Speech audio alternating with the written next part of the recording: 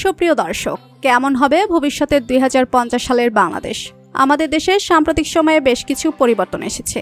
আমরা সবাই কম বেশি আমাদের দেশকে নিয়ে উন্নতির দিকে এগিয়ে যেতে চাই। পদ্মা সেতু, হাতিঝিল প্রকল্প, উত্তরা লেক প্রকল্প, মেট্রো রেল প্রকল্প, সম্প্রতি হাতে নেওয়া 19 জেলা প্রকল্প, দারিদ্র্য বিমোচন কর্মসূচি এবং বাংলাদেশের মানুষের মাথাপিছু আয় বৃদ্ধির সব মিলিয়ে এগিয়ে যাচ্ছে বাংলাদেশ।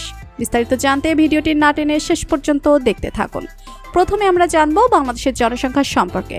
2050 সালে বাংলাদেশের জনসংখ্যা হতে পারে 26 কোটি। বাংলাদেশের বেশিরভাগ মানুষ তখন শহরে বসবাস করবে। রাজধানী ঢাকাতেই হবে প্রায় 3 কোটি মানুষ। তখন ঢাকা প্রায় বসবাসের অনুপযোগী হয়ে উঠবে। অর্থনীতিবিদ 2050 সালে বাংলাদেশ অর্থনীতির দিক থেকে পৃথিবীতে 22তম হবে। বর্তমানে বাংলাদেশের অবস্থান 31তম। 2050 সালে বাংলাদেশের অর্থনীতির দিক থেকে অনেক উন্নতি করবে। ভারত ও ভিয়েতনামের পাশে থাকবে বাংলাদেশ।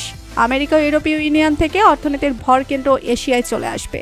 মাথাপিছু আয় 2050 সালে বাংলাদেশের মানুষের মাথাপিছু আয় হবে প্রায় 14,000 মার্কিন ডলার। যোগাযোগ ব্যবস্থা 2050 সালে বাংলাদেশের যোগাযোগ ব্যবস্থা হবে অনেক উন্নত। মেট্রো রেল, উড়ন্ত গাড়ি চলবে ঢাকা শহরে। 2050 সালে বাংলাদেশের ট্রাফিক অনেকটাই নিয়ন্ত্রণে চলে আসবে। যানজট কমানোর জন্য সরকার যে 3টি প্রকল্প হাতে নিয়েছে, এই প্রকল্পগুলো 2025 সালে শেষ হয়ে যাবে। এই প্রকল্পগুলো শেষ হয়ে গেলে যে যানজট অনেকটাই নিয়ন্ত্রণে চলে আসবে। বাংলাদেশের মানুষের গর্ব হিসেবে 2021 সালে শেষ হয়ে গিয়েছে পদ্মা সেতুর কাজ। এতে করে যোগাযোগ ব্যবস্থা আরও উন্নত হয়ে গিয়েছে। দুর্যোগ 2050 সালে মানুষ 55 লাখ মানুষ জলবায়ুর শিকার হবে। 2050 সালে সমুদ্রের পানি বেড়ে যাবে 25 সেন্টিমিটার পর্যন্ত। এতে করে বাংলাদেশের নিম্ন অঞ্চলগুলোর বেশ কিছু এলাকা পানির নিচে তলিয়ে যাবে। সুন্দরবনের বেশ কিছু এলাকা পানির নিচে তলিয়ে যাবে। প্রাকৃতিক দুর্যোগ আরও ভয়ঙ্কর আকার ধারণ করবে। বাংলাদেশের সবথেকে বড় বিমানবন্দর পদ্মার পাড়ে বঙ্গবন্ধু আন্তর্জাতিক বিমানবন্দর নামে একটি প্রকল্প হাতে নিয়েছে স্বৈরশাসক সরকার।